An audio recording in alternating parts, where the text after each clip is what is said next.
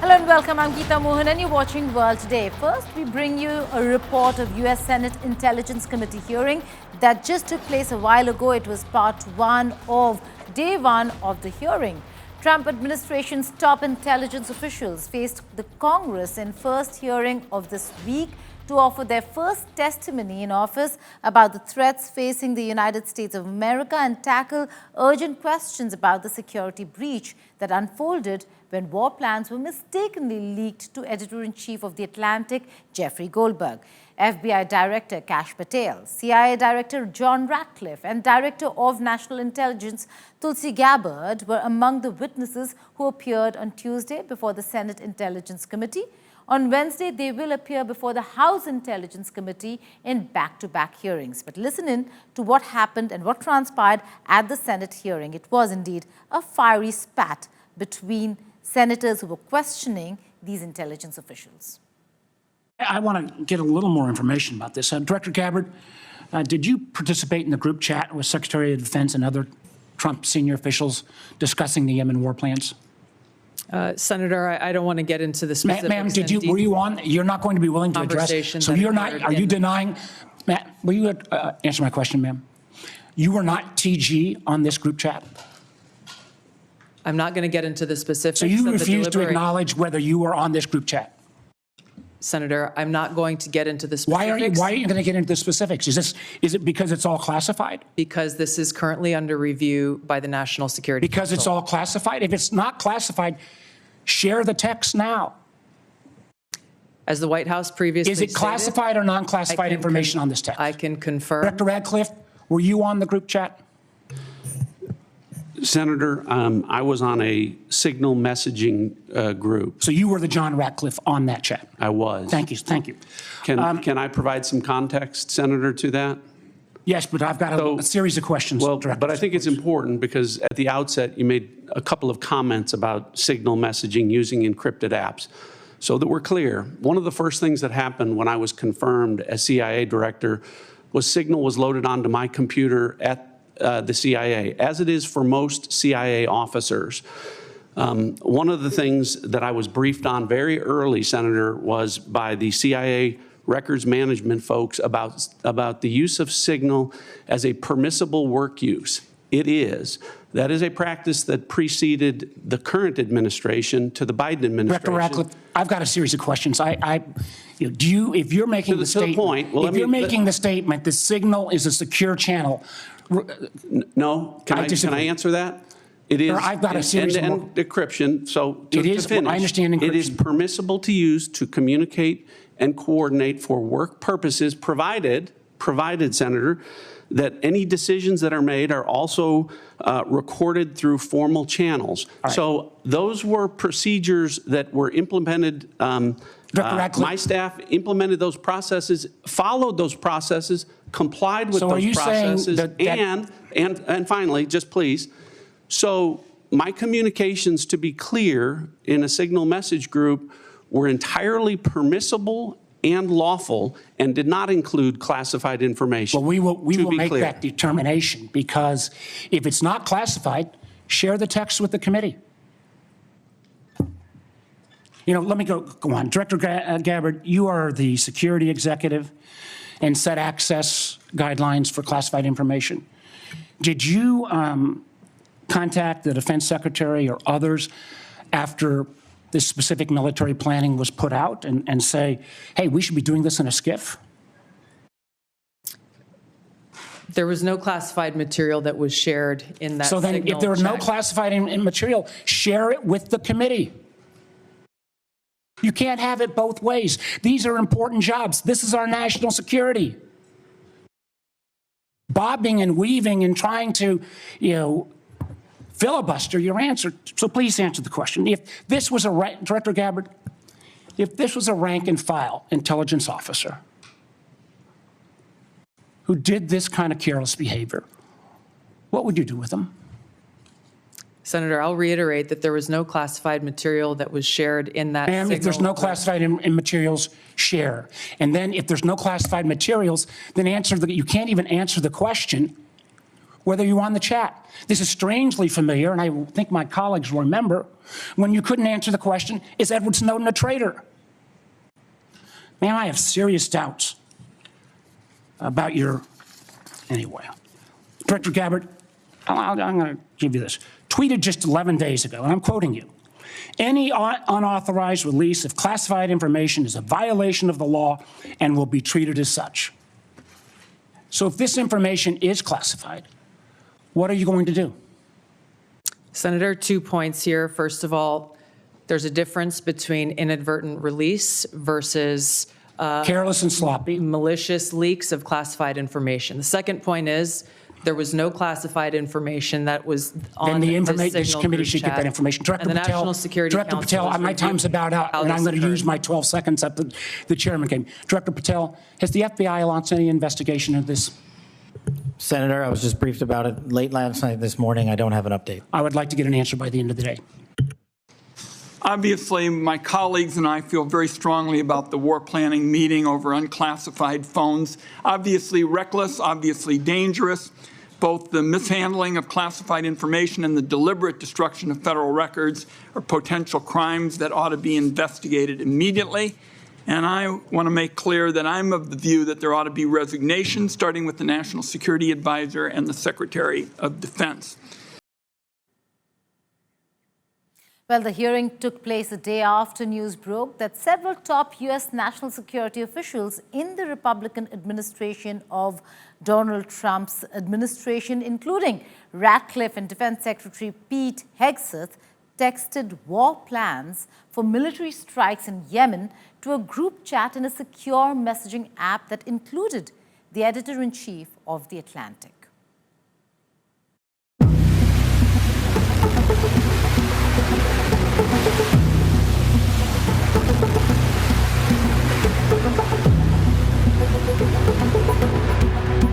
US war plans for upcoming military strikes in Yemen were texted to a group chat in a secure messaging app 2 hours before it was to be carried out.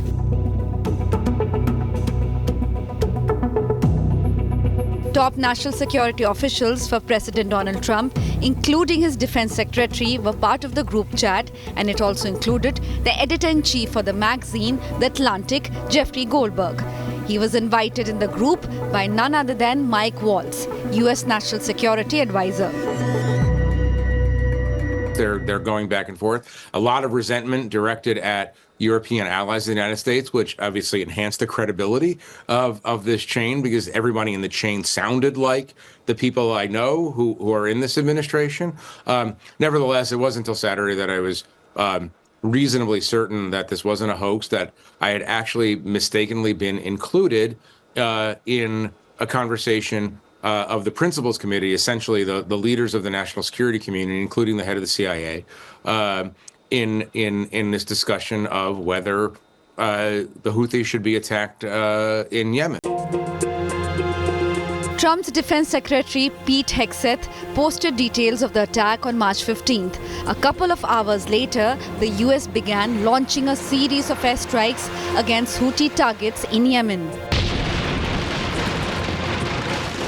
Honestly, my reaction was, I think I've discovered a massive security breach in the United States national security system, which is to say, it's almost automatically true that if the editor-in-chief of The Atlantic is being given access to this kind of information, weapons systems and packages and timing and weather in Yemen and all kinds of information about sequencing of particular events, then obviously there's a security breach.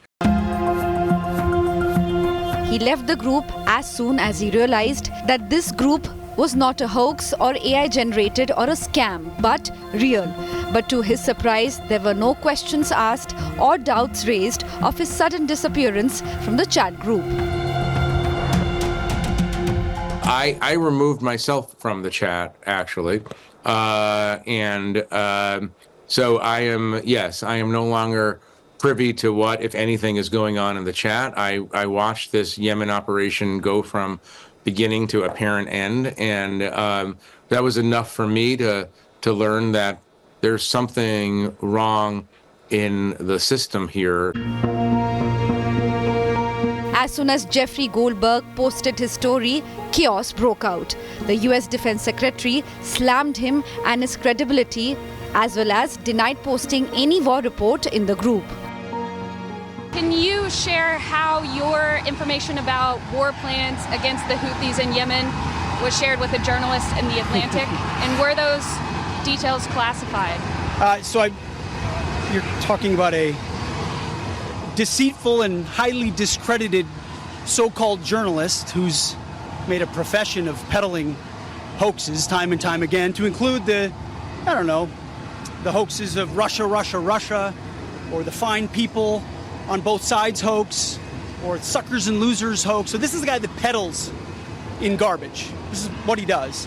I would love to comment on the Houthi campaign because of the skill and courage of our troops. I've monitored it very closely from the beginning. Why were those details shared on Signal, and how did you learn that a journalist was privy to the targets, the types of weapons used? I've heard I was characterized.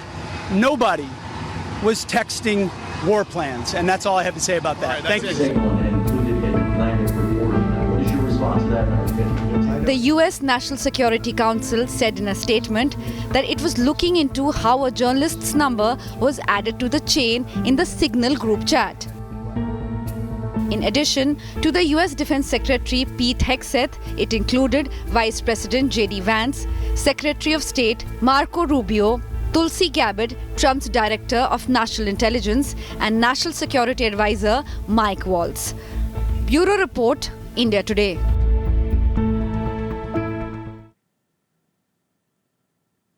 The Atlantic editor-in-chief story has White House scurrying for crisis management. US President Donald Trump, however, earlier told the press that he knew nothing about his defense officials texting war plans to the Atlantic editor. But later, in an interview to NBC, President Trump said that this was the only glitch in 2 months, and it turned out not to be a serious one, adding his national security advisor, Michael Waltz, had learned a lesson. Whether the American president knew about the leak or not, he was quite aware of one thing, and that is of his painting hanging with other presidential portraits at the Colorado state capitol that he claimed was purposefully distorted. The oil painting would be taken down at the request of Republican leaders in the legislature, while the White House works overtime to cover up the very evident security breach. I don't know anything about it. I'm not a big fan of The Atlantic. To me, it's a magazine that's going out of business. I think it's not much of a magazine, but I know nothing about it. You're saying that they had what? They were using Signal to coordinate on sensitive materials and having to do with what? Having to do with what? What were they talking about? With the Houthis. The Houthis? You mean the attack on the Houthis? Right. Well, it couldn't have been very effective because the attack was very effective. I can tell you that. I don't know anything about it. You're telling me about it for the first time. Now, a high-powered U.S. trade delegation led by Brendan Lynch is in India to address the looming trade tariff standoff ahead of Donald Trump's reciprocal tariffs. With India potentially lowering tariffs on 55% of U.S. imports, the outcome could have significant impact on both nations' trade relations.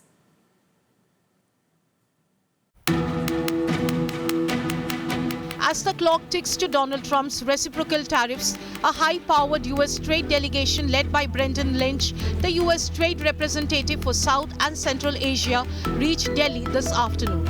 Its 5-day mission in India to find a solution to the trade tariff standoff. The visit comes even as a report by Reuters says that an internal analysis by the government has estimated that reciprocal tariffs would hit 87% of India's total exports to the United States, worth $66 billion. The report adds that India is open to reducing tariffs on 55% of the goods it imports from the US. These goods are subject to tariffs ranging from 5% to 30%. India is said to be ready to substantially lower tariffs or even scrap some entirely. This, however, the report says, hinges on the US waiving off its reciprocal tariff.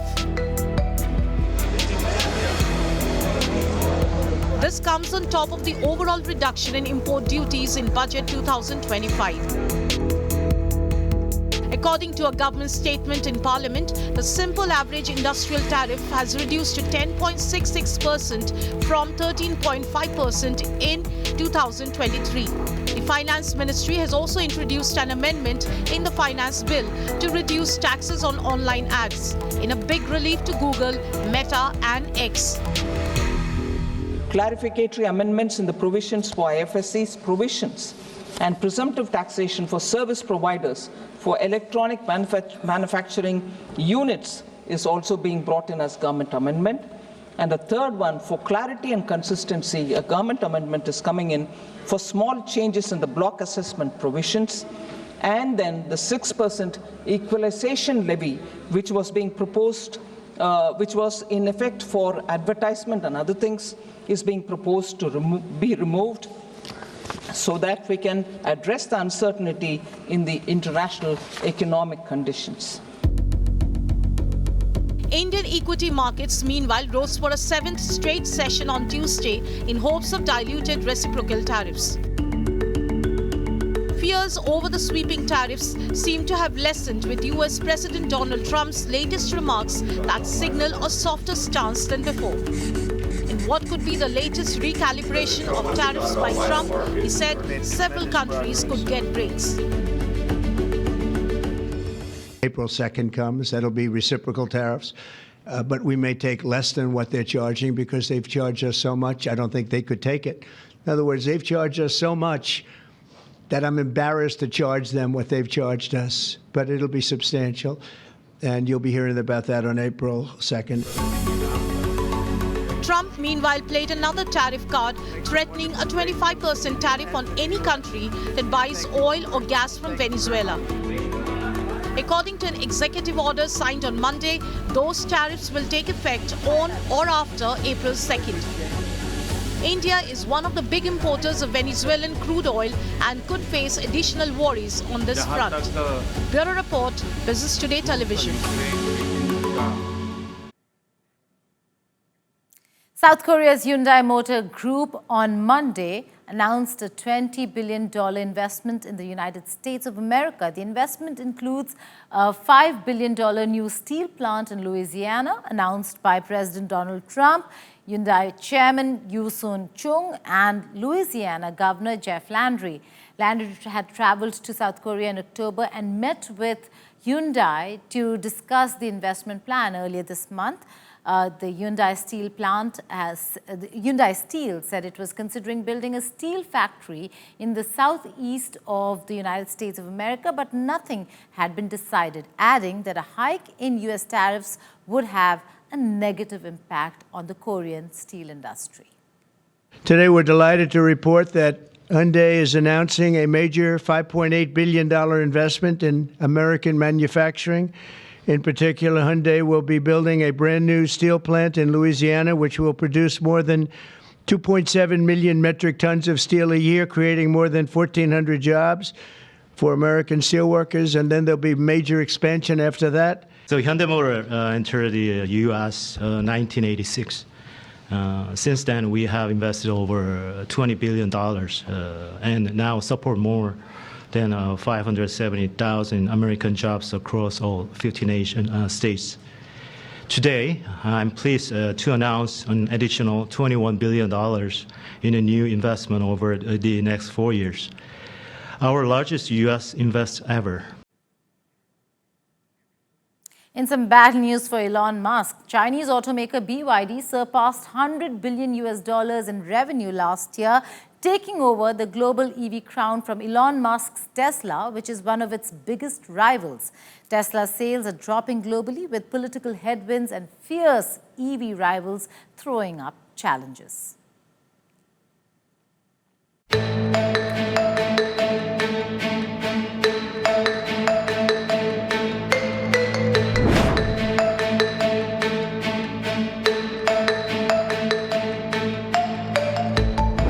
He's been hogging the limelight as the US president's influence-in-chief.